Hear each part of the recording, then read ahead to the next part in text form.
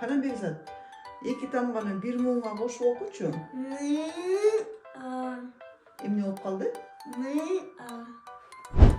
Өзүңүздөр көргөндөй эле, азыр эле биз Бекзат экөөбүз на деген муңду н а деп окудук. Н а деп окуп койдук. Бул жалгыз эле Бекзаттын көйгөйү эмес, бул көпчүлүк балдардын көйгөйү. Эми ушул көйгөйдү кандай жоюш керек экенин мен сиздерге эки ыкма менен азыр көрсөтүп берем. Биринчи көйгөйдү жоюш үчүн биз ы тамгасын кайчы менен туруп алабыз.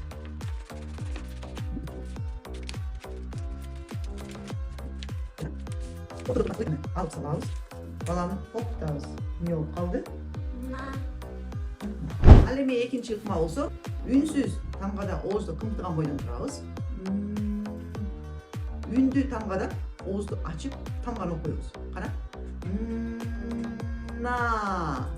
Эгерде видео пайдалуу болсо, биздин баракчабызга катталып, жана досторуңуздар менен бөлүшүп коюңуздар.